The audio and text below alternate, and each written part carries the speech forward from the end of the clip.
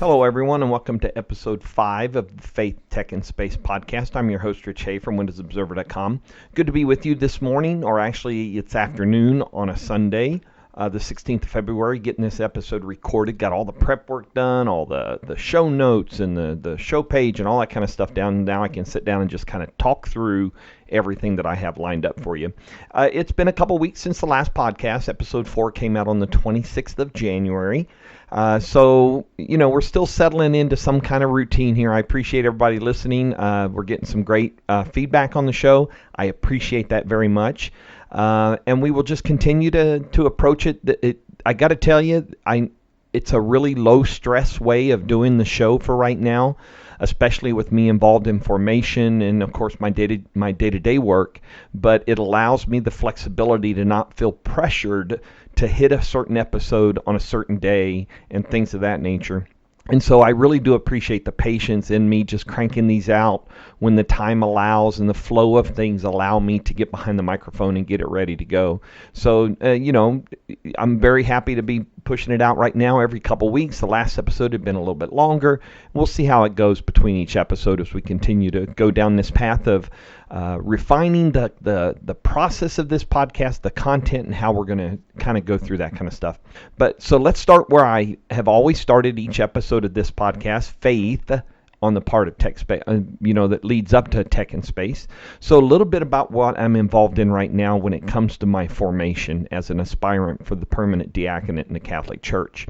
So online, we are in our sacramental theology class. I mentioned this class to you during my last podcast episode. We were really just getting started. But so far in this time frame, we've covered the sacrament of baptism, which is commonly referred to sometimes as the doorway to the sacraments in the Catholic Church, because in order to receive the other sacraments of the Church, you have to be baptized. You don't have to necessarily be baptized in the Catholic Church, but you have to be baptized in a certain manner, using water, using the words in the name of the Father, the Son, and the Holy Ghost, or the Holy Spirit. And then, because the Catholic Church recognizes those baptisms from other churches in that sense. So it's considered the doorway to the sacraments, because once you're baptized, then you're in line to receive the other sacraments at the right times in your faith life, in your formation. We've also covered in our class online the sacrament of confirmation, the Eucharist, or sometimes often referred to as the Mass. And then we've done the sacrament of penance, which is also referred to sometimes as reconciliation or confession. So we've done those. The sacraments of initiation in the Catholic Church, there are 3. That is baptism, again, the doorway to the sacraments. The Eucharist, again, the Eucharist is the Mass. We receive the fruits of that sacrament of the Eucharist is communion. So we receive communion because of the Mass and because of the transubstantiation of the bread and wine, the elements of the bread and wine. And then confirmation is the third and final sacrament of initiation in the Catholic Church. And in confirmation baptism is usually done as a child. We do adult baptisms. They're typically done at the Easter Vigil as people have gone through a formation process as a candidate to join the Catholic Church. And then we have catechumens who have never been baptized that will be baptized on the Easter Vigil after they've gone through the formation process. And then at that Easter Vigil, they'll not only be baptized, but they'll receive the Eucharist and be confirmed all at once as an adult. For someone who is a candidate, that is someone who has been baptized in another denomination, but one that the Catholic Church recognizes. At the Easter Vigil, they will receive confirmation and the Eucharist. So they get those all at the same time at the Vigil, depending on their status as a catechumen, someone who's never been baptized, and a candidate, someone who has been baptized. So those are the sacraments of initiation. Then we have the sacraments of healing.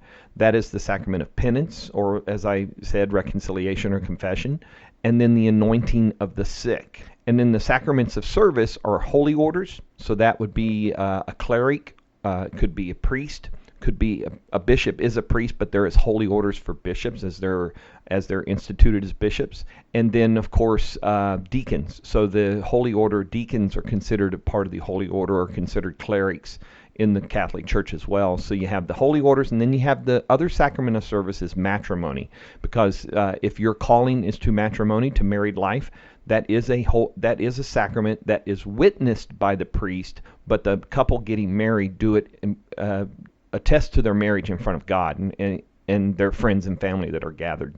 So we have the sacraments of initiation, baptism, Eucharist, confirmation, sacraments of healing, penance, and anointing of the sick, and sacraments of service, holy order, and matrimony. That makes for a total of 7 sacraments in the Catholic Church. This week we're getting ready to start studying the anointing of the sick. Now this one, for a lot of people, they don't realize, it's changed a little bit from the perspective of, it used to be last rites, a lot commonly referred to as last rites many years ago. But no longer is it intended to just be administered as last rites when somebody is on the verge of death. But if you're going in for surgery, if you've been diagnosed with an illness or sickness of some kind, you can receive anointing of the sick multiple times. In fact, this is one of those the sacraments that can be received on more than one occasion. So the anointing of the sick is I've been anointed before surgery, for instance. Before I went in for my hernia surgery, I received an anointing of the sick for my safety in surgery and my healing. So now ordained deacons can perform the rites of baptism, marriage, and funerals, but the last two, marriage and funerals, have to be outside the Mass, because a deacon cannot do the Mass. A deacon cannot, only a priest can perform the Mass, because it requires in persona Christi, which is the priest who says the words of when he's praying over the bread and the wine, those elements, to invoke the Holy Spirit upon them to cause the transubstantiation of those items into the body and blood of Christ. So deacons can do the marriages, can do the funerals outside of Mass, and the marriage outside of Mass. Again, marriage is a witness to it. And then baptism, of course. Some of these sacraments I mentioned can only be received once. Baptism, you can only be baptized once. Okay, that mark is on you, and it's permanent, so there's no rebaptism. Confirmation is also only received once. And then holy orders, even though there's different, holy orders are only received once so for a deacon can only be ordained a deacon once. A priest can only be ordained a priest once. A bishop, when they become bishop, that's a holy order, and there is a process of rite for that as well. But again, they usually only do that once. So those 3 right there are things that are only ever received once in the church. And some the church would prefer that only be received once, such as marriage, for instance. The church would rather that married people, when they commit to marriage, that they commit to it for life. But unfortunately, things happen, stuff happens. I'm an annulment companion, which is someone who helps members of the church who have been married and had to have divorced go through the process of requesting an annulment from the Catholic Church that would free them to marry in the future, or if they are planning to get married again and want to be married in the church, they have to have that first marriage annulled. So I help people with that. But again, it's a sacrament the church would prefer that they only receive once, but you can receive it again, but there's some work to go through to be clear to be able to be married again in the church and receive that sacrament. Others can be received multiple times. So the Eucharist, receiving communion, right? The obligation for Catholics is weekly. So that's allowed to be received more than once in your life. Penance, again, the sacrament of reconciliation or confession or whatever you want to call it, that is encouraged on a very frequent basis. And then anointing of the sick, which I also mentioned. So those are the 7 sacraments, and that's what we're in the midst of studying right now in our formation class online through a course called Sacramental Theology. Locally, we just wrapped up yesterday our 2nd canon law class. So we've had 2 full days of canon law, and it really is an introduction to canon law. We're not going to be canon lawyers, but there's a requirement to be familiar with the canon and how it's laid out and how it works and how it's all put together.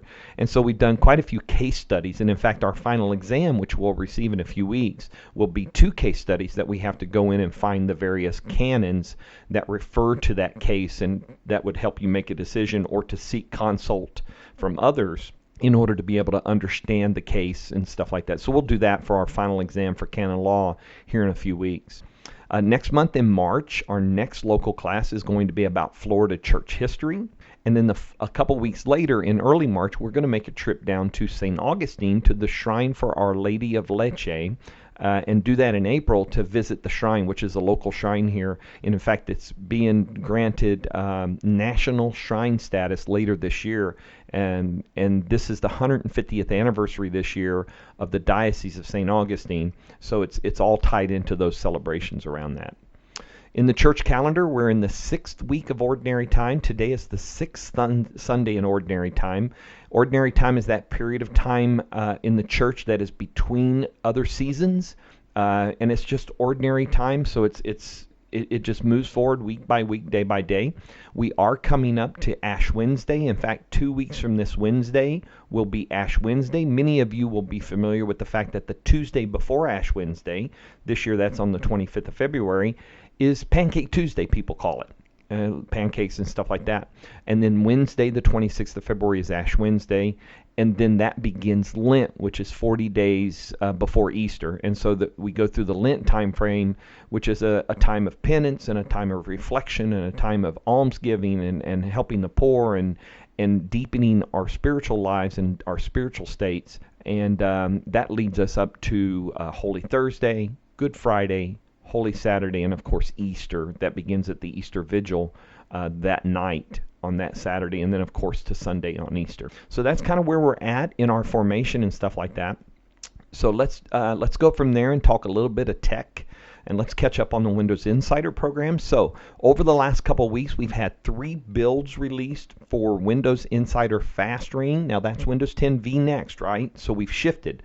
Fast Ring is what's called vNext. So that's going to be, those are early developer builds that are going to be where we see the first inklings of new features and things like that. Now granted, over the last 3 weeks, we haven't seen a lot of new features in these builds, and they are highlighting other apps and things like that that have been upgraded, but not a lot of new whiz-bang features in these builds at all. So we're waiting and we're watching and installing the builds each week. So that has been build 19555, 19559, and then most recently 19564. So you can find all these links I talk about are in the show notes, so you'll be able to find them on the webpage. And then in the slow ring this past Tuesday, because it was Patch Tuesday, we received Windows 10 Insider Preview build 19041.84 in the slow ring. Now slow ring is Windows 10 version 2004. That is going to be the release that's expected sometime here in the spring, March, April, maybe May timeframe. So what they're doing is, because it's on the same, it's in the same pace, it's kind of in that end state, they are releasing the security patches for those slow ring builds. So that's where we're getting the little updates. And this is getting a lot of testing. People in the slow ring are the higher number than the fast ring. So it's getting a lot of testing out there to be able to make sure it's stable and ready to go forward upon release. Windows Insider Server vNext program 19551 was released a couple weeks ago. So if you're following on those builds, that is available. And then 2 things I wanted to mention from the Windows Insider team is they started a blog on the 7th of February week. I haven't checked on Friday to see if there's a new one. I didn't see it. The claim was this was going to be a news bits for each week. And so it's being written by Brandon LeBlanc. This one's got several different entries in it and things of that nature, and so you can go catch up on things like that. But like I said, I don't remember seeing one on Friday, so I don't know that they're hit the rhythm of weekly publication yet. And then one other one they published was 5 years in feedback-driven features, and they kind of go back over the 5 years, because we're coming up on 5 years of Windows 10 being out, because it was July 2015 when the first release was made available to the public. So they talk about how feedback has driven features in Windows 10. On the Edge Insider front, we are currently, we've got 4 channels out there now. So we've got Edge Stable, which is in version 80 right now, 80.0.361.54. And then you have Edge Beta, which is also in the version 80 branch at 80.0.361.53. So those 2 are right neck and neck with each other. And don't forget, Edge Beta is the release candidate channel for Edge Stable. So any build for Edge Stable is coming out of beta, so they're going to be very close in sync anyway. And then you have Edge Dev, which is the developer channel that is released about once a week. currently at version 81 at 81.0.416.6. And in fact, when I logged into all my machines this morning, I got an alert that had been updated. So I think it got a little patch sometime in the last couple days since it was released earlier in the week. And then, of course, Edge Canary, which is where we get our daily updates from, typically Monday through Friday, is in version 82 at 82.0.425.0. That was the build that was released on Friday. Some interesting notes about Edge development right now. Collection sync toggle has been turned on for Edge Canary and Edge Dev. That happened about a week ago. And then on Friday, people started to report they were seeing the extension syncing toggle available in Edge Canary. It's not out to everybody.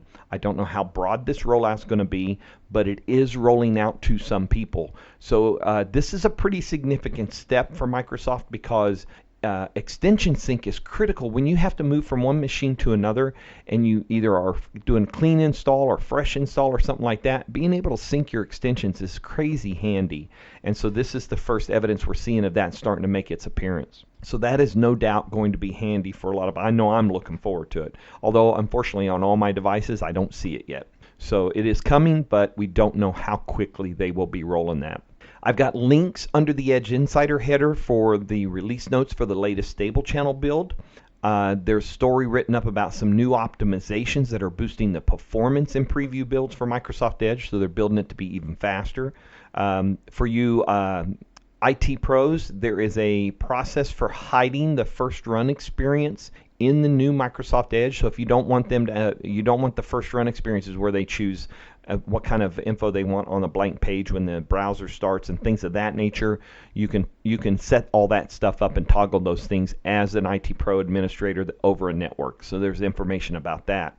The stable channel, with the latest release in the stable channel, which I think it was about 10 days ago, now supports ARM64. So all 4 development channels, if I'm not mistaken, are now supported on ARM devices, ARM64. So if you're running Edge, you want to get that on ARM. It's going to be a much better experience than running the 32-bit or 64-bit, or maybe I think it's 32, in a container kind of thing, an x86 container. It's just not a good experience.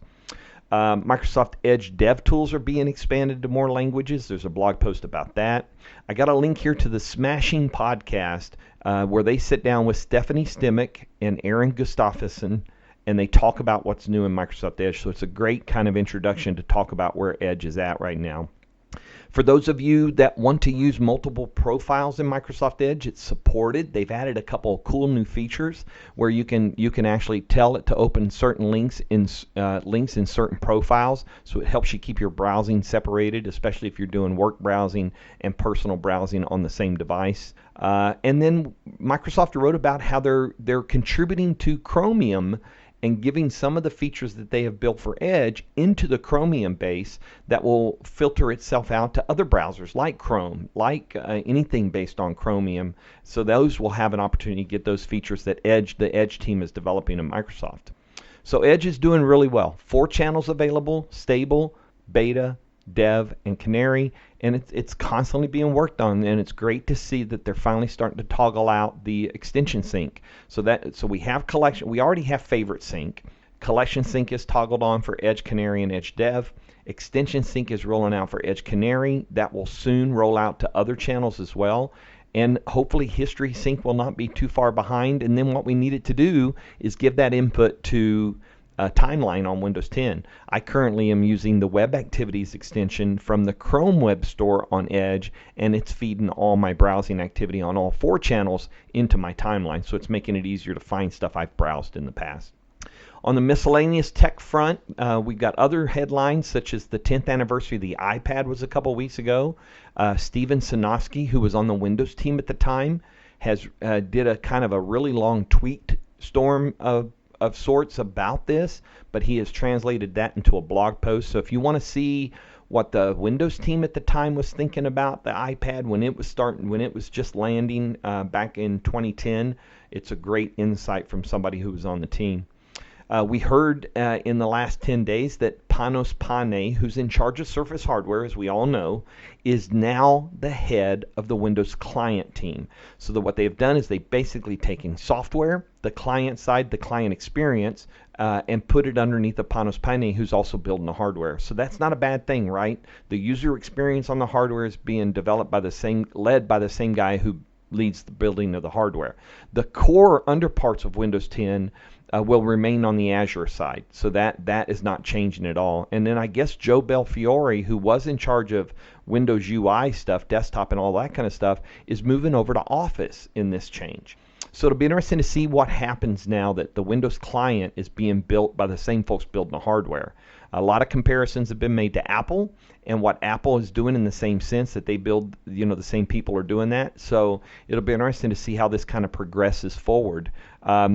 And of course, this is right on the verge of this past Tuesday. They had Microsoft 365 Developer Day, and we got to hear all about the dual screen stuff, and we got to finally get our hands on the emulator running Windows 10X. Windows 10X is the fully modern dual screen support for dual screen based devices.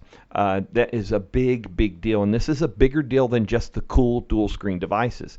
This potentially, and I wrote about this, could be the future of Windows. It could, the way it's doing it with running everything in a container. The base OS is read only, so think about an iPad, think about your phone, your Android, your iOS, whatever it is. The base OS is untouchable, and you can install stuff and run stuff.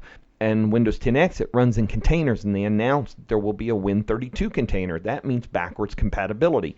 And if you don't think Microsoft can figure out backwards compatibility, look at Xbox One. Look at Xbox One X and how it's backwards compatible with Xbox 360. Those Xbox 360 games run in a container that is running the OS that was Xbox 360. So they know how to do this stuff. They've been proving this stuff in the cloud with Azure and containers and all that kind of stuff. So it makes a lot of sense what they're looking at. It's more secure, and it will be a much better experience for people. And the great part about their whole Windows 10X thing is it's not leaving any apps behind. Current apps on Windows will work just fine. If a dev takes the time to work on them and make them dual screen aware, they will become better experience, but it will still work. They'll still span across the two screens. This, I think, and a lot of the discussion this past week is this is coming to single screen devices, laptops, tablets, potentially desktops. Imagine your Surface Book running Windows 10X. Imagine your Surface Pro, maybe an older Surface 3 or something like that, running Windows 10X. But not necessarily as a dual screen device. The Windows 10X is going to be smart enough to know when it's on a single screen or when it's on a dual screen device, and it will be aware of the hardware, and it will be able to adapt to that. This is an exciting, crazy exciting time when it comes to development of this version of Windows 10. And I suspect now that the emulator is out, that's going to get updated over time. There's lots of hands-on. I did a 32 screenshot gallery on WindowsObserver.com this past week. Link will be in the show notes. You can go check out all those screenshots and see what they're doing to stuff. It's early stages. It's a buggy emulator.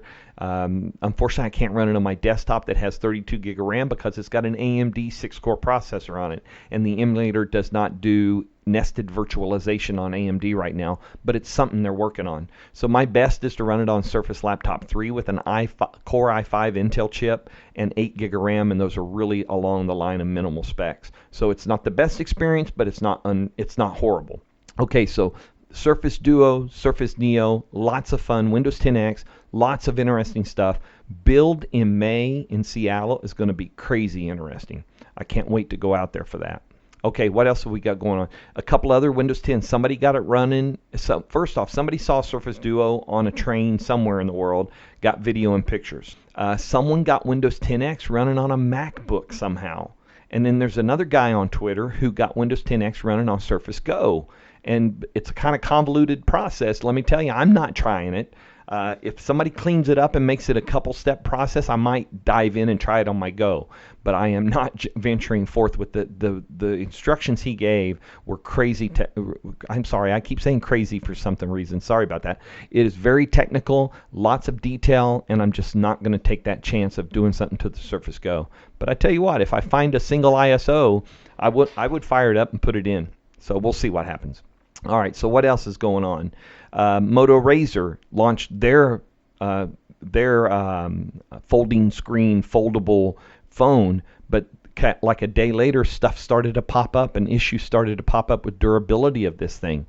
Here's what's interesting. I've said this before. Microsoft's approach to the dual screen folding device by having two distinct devices that are hinged properly so you can fold it 360, I think right now, because of where the foldable, flexible screen technology is a better approach. It allows people to start working towards that multi-screen, folding screen world, but it doesn't sacrifice stability or the intactness of the screens. So I think it's a smart move at this point early on in the process. And we heard at Microsoft 365 Developer Day that OEMs, some of Microsoft's OEM partners, are already working on devices. I suspect that Build, if not before, we'll start to hear about some of those devices as well. What else? Windows 10. Oh, patches. So shortly after Panos was named as the head of Windows Client as well as hardware, a story floated up about how somebody wants Panos to pay attention to patches and get patches fixed and stop releasing buggy updates. And in fact, I just caught up this morning just before getting ready for the show that there was a security update released this past Tuesday that's causing some problems for folks. So unfortunately, it had to be pulled. Couple of stories here about what's new in Windows 10 version 2004. That's the right way to say that, not 2004. 2004. It's like 1909 or 1903 or 1809. It's 2004. That is the April version of Windows 10 release, the latest feature update release. People are starting to kind of pull together everything that should be expected in that build that we've tested and seen in the test builds and that are in the current slow ring branch as they're getting the small security updates. So I got a couple of those stories linked there. Mary Jo Foley reported this week that Microsoft has said that more than 25% of their Office 365 licenses are now sold through Microsoft 365 packages. I wrote about this about a year ago on IT Pro Today, and that it seemed like leading up to Ignite last year that the focus was shifting away from Office 365 as a package to Microsoft 365, which not only includes Office 365, but Windows 10 and EMS management and remote mobile management and things like that. So it makes sense that they're starting to sell more of the Office 365 licenses through the Microsoft 365 subscription. Speaking of Microsoft 365, new tools for first-line workers, search, walkie-talkie setup in Teams, things like that. So they're trying to make those tools more attractive to businesses that have a lot of first-line workers. Office.com and the Office 365 app launcher have now been integrated with each other. It's all been consolidated. So if you go to Office.com and you're not an Office 365 subscriber, you'll see your normal access to online tools like OneDrive, Word, Excel, PowerPoint, etc. If you are an Office 365 subscriber and you go to Office.com, you'll see your Office 365 access there. So you might see your email, and then you'll also see Word and all those other online versions of the productivity apps. So Microsoft's starting to consolidate a few things around there. They also announced a $40 million 5-year AI for Health initiative. This is not unlike the AI announcement that they made a few years ago for the environment. So the similar type of thing that Microsoft is working on to help get AI working for positives in the world. Microsoft released their quarter 2 earnings for this quarter, 14% growth, Windows, Azure, Surface. I mean, Surface is approaching like a $4 billion a year business, it seems. And so their commercial is certainly powering their growth. They're setting records when it comes to their stock. But with all this new Windows 10X stuff, it's kind of interesting to see how they're starting to continue to build on their consumer package. And I've said before, they're not abandoning consumer because of the work, but all the work they're doing is typically coming from the cloud learning that they're doing, and they're putting it to work into different devices. So that device might be a consumer product, or it might be a commercial or an enterprise product. And so they're doing a lot of that. I think I mentioned in a past show that Microsoft won the $10 billion JEDI contract with the Pentagon. A judge has granted an injunction to Amazon in a lawsuit that they filed saying that they were not treated fairly in the granting of that contract. So that's a continuing court case that's going on. Microsoft backtracked on their Bing Chrome extension that they were going to install. So here's what happened. Microsoft, through their normal weekly Office 365 announcement newsletter of upcoming features, announced that they were going to install a Chrome extension that would change the Chrome homepage to the Bing search engine.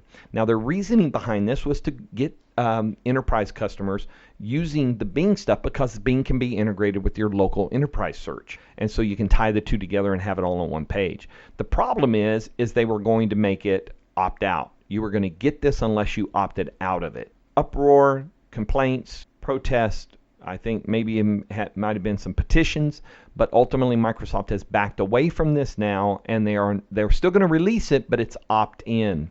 And I made a comment on Twitter about this. How much different might this been received and looked at if they had started with opt-in?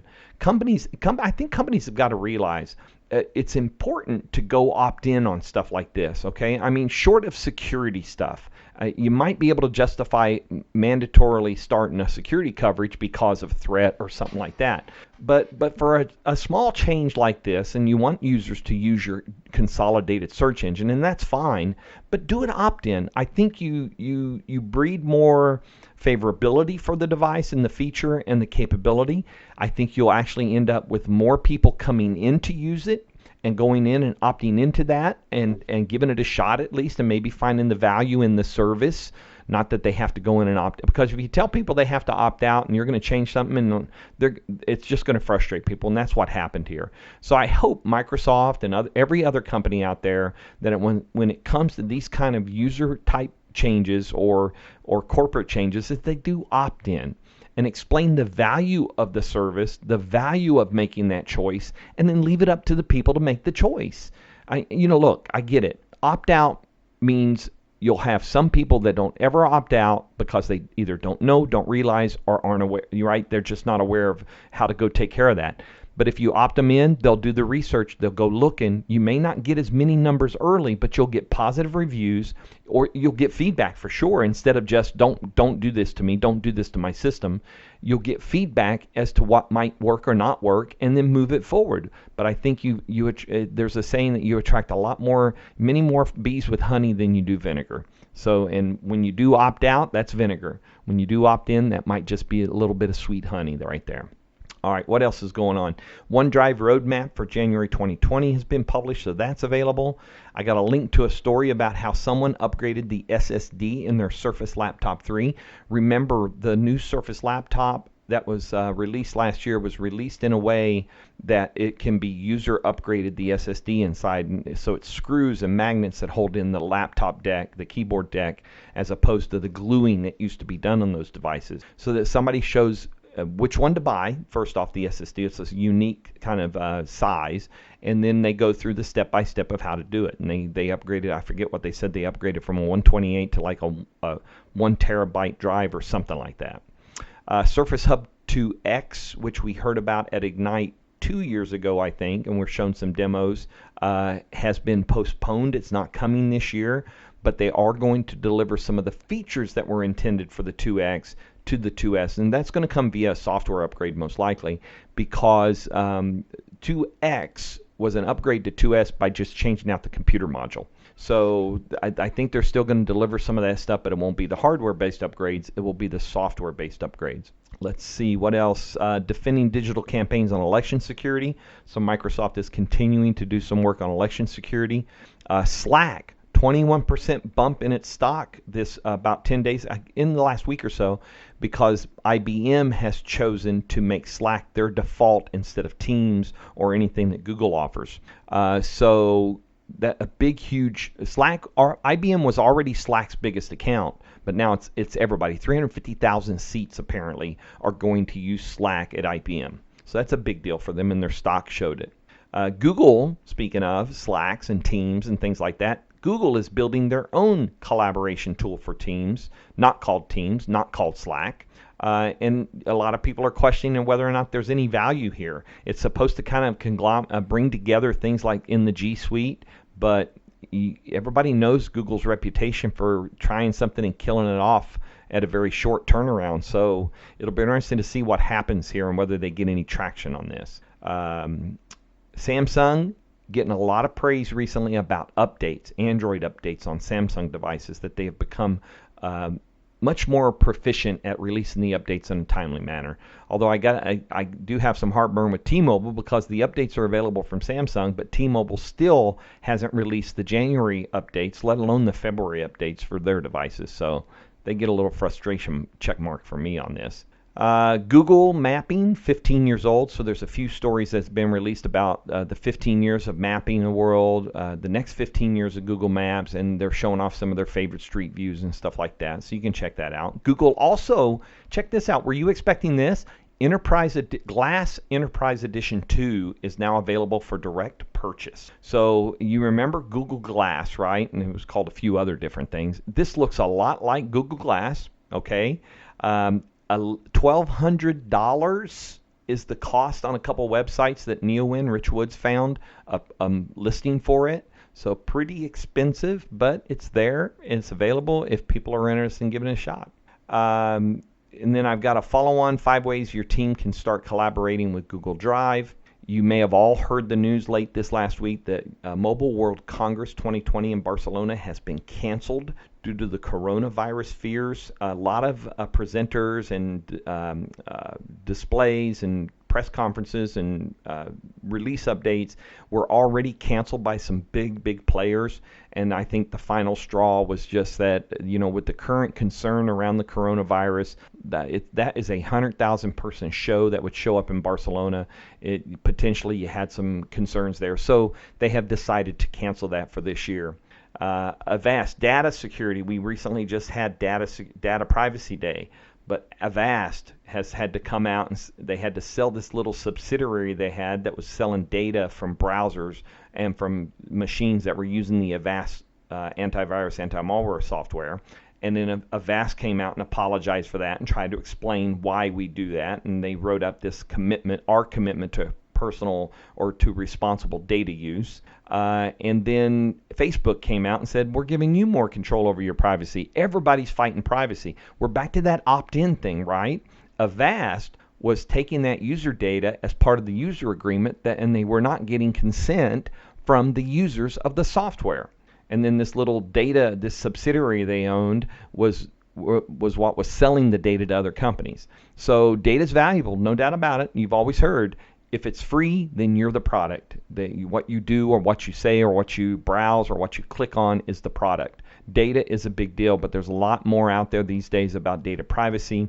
And we've got to continue to insist that these companies allow us to opt into these services, don't automatically opt us in and then force us to go find a way to opt out. Security updates released this past week for Windows 10 version 1607, 1703, 1709, 1803, 1809, and 1903. And then, of course, Windows 1809 is coming up to end of service. So I think this next feature update, let me pull up the support, May 12th, yeah. So May 12th, right around the time that Windows 2004 comes out, Windows 10 version 1809 will be leaving proper servicing as well. So that covers the home version, Pro for education, Pro for workstations, and the IoT core version. So they'll no longer get any security updates after May 12th, 2020.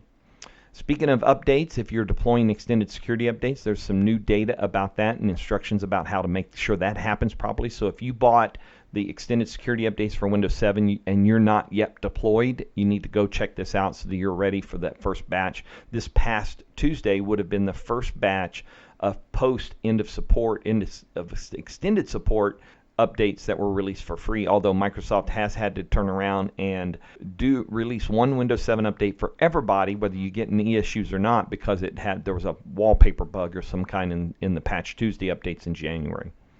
On the gaming front, let's see. They announced a new Xbox Bounty program. Xbox One features for its own I think it's 2002 update are rolling out. February updates. Those updates are rolling out. You can read about those.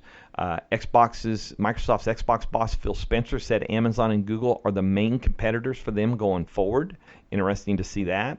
Update on Project X Cloud. If you're on iOS, limited test flight is available. I think only 10,000 slots, and only one game, Halo MCC. And so you have to get into the test flight program, and right now that's limited to 10,000 people. And again, there's only one game available on the iOS platform for xCloud. This is not console streaming. This is xCloud, so this is that game streaming from Microsoft servers. Xbox Game Pass Quest, they're continuing to bump that up to encourage people to. The idea behind the Game Pass Quest is to get you to install games from Game Pass if you're on Game Pass and check them out and try to earn achievements, and you earn reward points. And of course, you can use your reward points for various different stuff. Microsoft's Mixer is starting to make some changes to their apps. The Xbox One experience, improving streamer features. So this is all positive movement. After a few weeks ago, they really got some harsh feedback about lacking in features for their partners and stuff like that. Google and Microsoft working big on gaming this year. We already know that. Google Stadia. GeForce Now. I didn't know this was coming. This kind of caught me off guard. But it's another streaming service, gaming streaming service. This one's $5 a month. It's an NVIDIA base. It's from NVIDIA. But there's a story here that I will send you to for CNET that tells you about what they know about this service. So that is now, that's GeForce Now is game streaming, and so this is just another place to go get games. And you get a little bit of subscription fatigue here, depending on what you like to do in game. So you have to be careful here, but you can read up on that. And Atari, this was kind of weird, but Atari announced a bunch of video game themed Atari hotels. So I got a link to that story, and in fact, they showed a picture of one that looks a lot like the Atari. They used the Atari logo on the outside of the thing. All right, that wraps up tech and gaming. Let's talk a little space because it's been, I almost said crazy. It's been extremely busy the last few weeks when it comes to space. So Christina Koch returned from space after 328 days in space, set a record for female longevity or length of stay in space. So she's back on Earth. And I got a link here to a story about the pale blue dot. You might remember, I think it was about 10 years ago, maybe 20, that a picture was published from the orbits of Saturn, I think it was. Yeah, the Voyager 1 spacecraft took it. And so they've redone that. They kind of worked on that picture. And it's kind of a neat shot. This little dot on the screen is us. It's Earth. And it really puts things into perspective for you. Spin launch. This is another space industry kind of thing where this company says they will spin things to this like rapid centrifuge kind of speed and throw it and launch it into space. Don't quite get all the physics and the science behind it, but it's kind of an interesting read.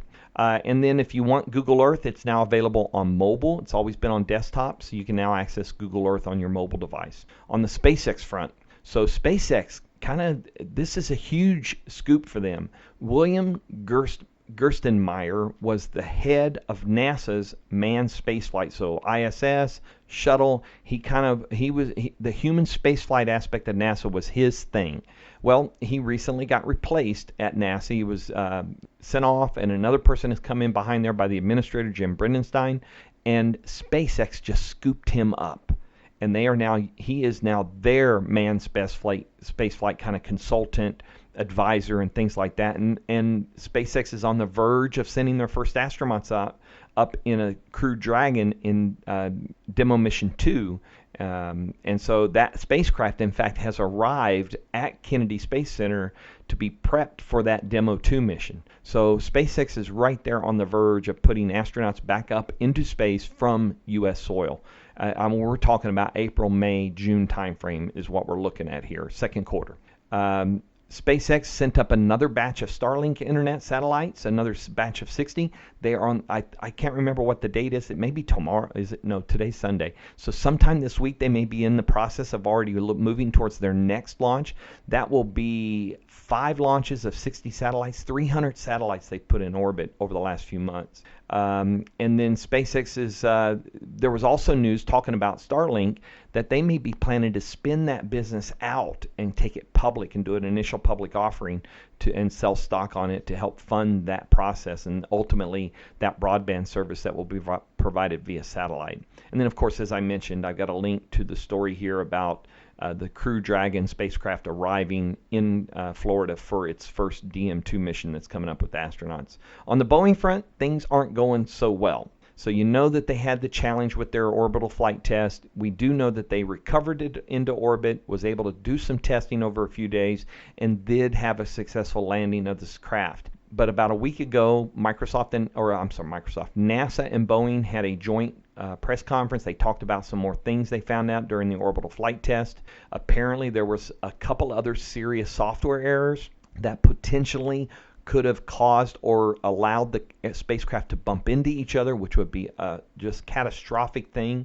So Starliner and Boeing is still got a lot of work to go before they're going to get to give a shot at this. And I got to imagine, with all these issues that are being found, and NASA continues this secondary investigation, I got to imagine that Boeing is probably going to be required to do an orbital flight test, the whole bailiwick, in order to prove the validity of their new software.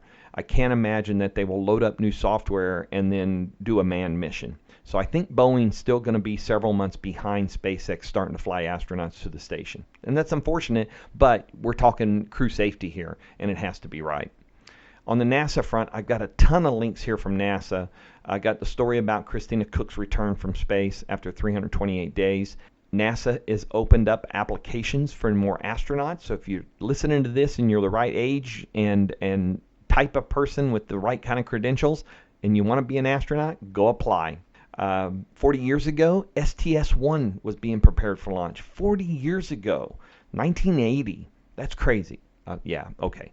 NASA Science Cargo took off yesterday on a Northrop Grumman launch that's going to take some supplies to the space station. So that launches out of Wallops Island, Virginia.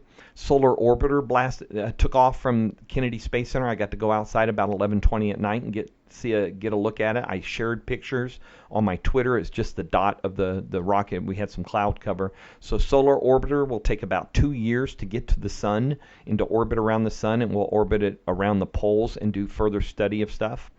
That means the Solar Dynamics Observer will be replaced with the mission the Solar Orbiter is doing. NASA is picking missions to go to Venus, Triton, and Io as finalists for this new funding that they have. The Mars 2020 rover is here in Florida. It's at the Space Coast. It landed on a Globemaster C-17 a few days ago and is being prepped for launch on a United Launch Alliance Atlas V. That rover is going to go to Mars. It's the newest rover. It's very similar to the previous rovers, about the size of an SUV, and it will go there to explore. And lessons learned from previous rovers have been built into this one. And then we still don't know the name yet. They had a contest, and so we're waiting to hear what the name is. NASA also picked a commercial company to Axiom Space to put a commercial habitat on space station with Boeing's help. So that is going to open up low Earth orbit to more commercial possibilities and processes. That's what NASA wants. They want low Earth orbit to be commercialized so they can move out to the moon to do more at the gateway and things like that, and then ultimately onwards to Mars. All right, so there's all your space stuff. So in closing, a few stories to mention to you. I thought it was an interesting story here that a fella fell through some ice on the Mississippi River, and he said Google Maps told him to cross the river. So there's a little conflict going on there between Google Maps, that just turned 15 years old, by the way, and the fella who fell into the ice on the Mississippi River. Glad he's okay. Really interesting video here about plant-based meats, and it was sponsored by the Gates Foundation, and very interesting.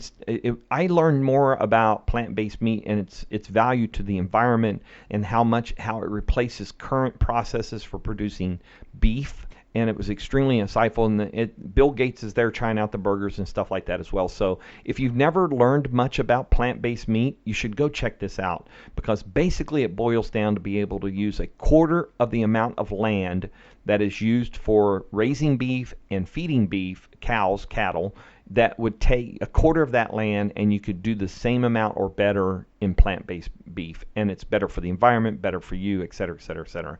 So very, very insightful.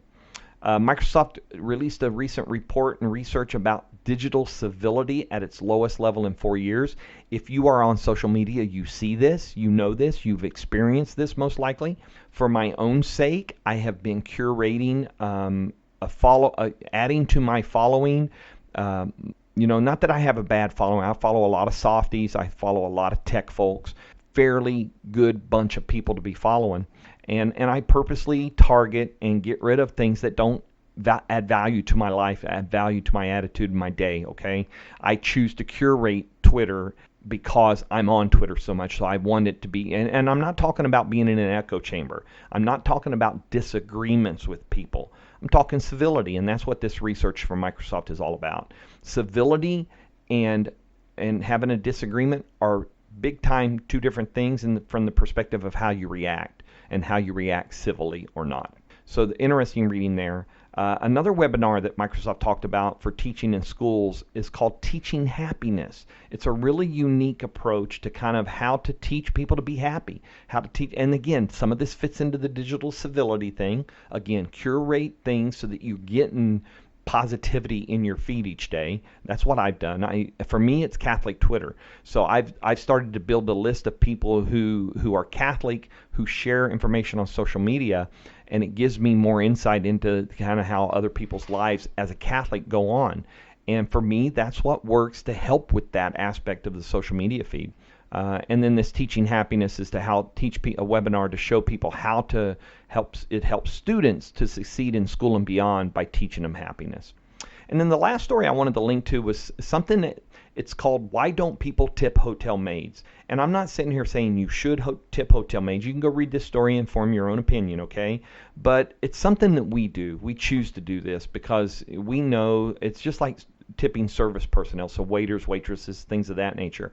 Those folks don't make the wage because they get tips. And also, by the way, I raised a daughter who was a waitress for many, many, many years. And, you always tip to take care of those folks who are providing you services and stuff like that. And extending that to the person who took care of that hotel room, whether you were there one night or 4 or 5 nights and you never even took service or something. Think of the value that is added to being able to provide people that little bit of extra can go a long way. So if you have the means, why not do that to say thank you to the folks that are taking care of those things? Okay, so that's a wrap for me. That is episode 5 of Faith, Tech, and Space. We will see you online at Twitter at WinOBS. That's where you can find me at most all the time. And then, of course, at windowsobserver.com, and the show notes and links for this at winobs.com. So until the next episode, blessings to everybody out there. Be safe, be careful, and take care. See you, everybody.